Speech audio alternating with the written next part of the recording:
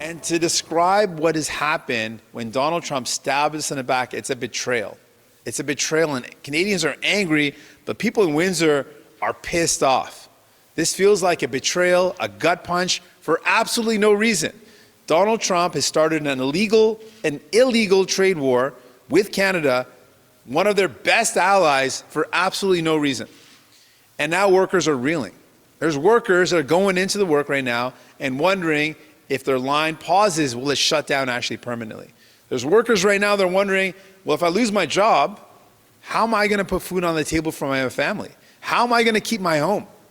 Now, back in the day, maybe 20 years ago, if EI covered half your wage, you'd still be able to pay your bills, buy your groceries, pay your mortgage. But right now, I can say this with confidence, every worker is stretched so thin that cutting their salary in half salary compensation, means they're going to lose their home. They're not going to be able to afford to pay their bills. They're not going to be able to put food on the table. And so this is what we got to do. We got to fight back. We got to fight back and defend our country.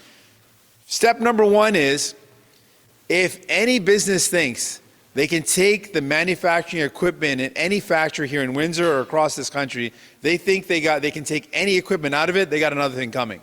Not a single piece of equipment should be taken out of any of our companies here in this country. We invested in that equipment. Canadians invested in that equipment. We're not going to let a single piece of equipment, a single piece of manufacturing equipment leave this country.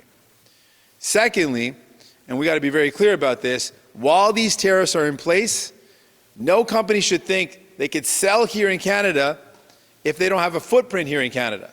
So if they get rid of their footprint, they're not creating jobs here, they're not selling in our country. They're not selling in our market. We also have to make it very clear that as a nation, as a country, we're going to take care of our workers. So workers need to know that we're going to immediately put in place an EI that's going to cover their wages enough so they can keep their homes and pay their groceries and pay their bills. We got to make that happen. And to incentivize, you know what we need to do is we need to build Canadian, we need to buy Canadian, and we need to drive Canadian. So we got to retool our manufacturing sector so we can build vehicles entirely, tailpipe to headlight, in our country. To build up a more resilient automotive manufacturing sector, that's something we've got to do. We also got to encourage people to buy Canadian. So what we're proposing is that if you buy a Canadian vehicle, we'll waive the GST entirely on that vehicle, to incentivize people to buy Canadian. And when we are purchasing vehicles at the federal level, thinking about the RCMP fleet, thinking about the Canada Post and the entire fleet, we need to be buying entirely Canadian-made vehicles with the federal money that we have when we purchase vehicles at the federal level. And this is what the NDP leader had to say about Donald Trump's latest promise, latest threat to impose 25% tariffs on the Canadian auto sector, saying once again that, they've stabbed us in the back. This is a gut punch. Canadians are pissed off. This is an illegal trade war for no reason. And he laid out a number of steps there that the NDP says it would take if it were to win the election, saying if you take any manufacturing equipment out of this country, you can't do that. You can't take a single piece out because Canadians have invested in manufacturing in Canada. You can't do that, take it to another country. And also, if you think you can do that and sell cars in this country, you can't. We would not allow that to happen.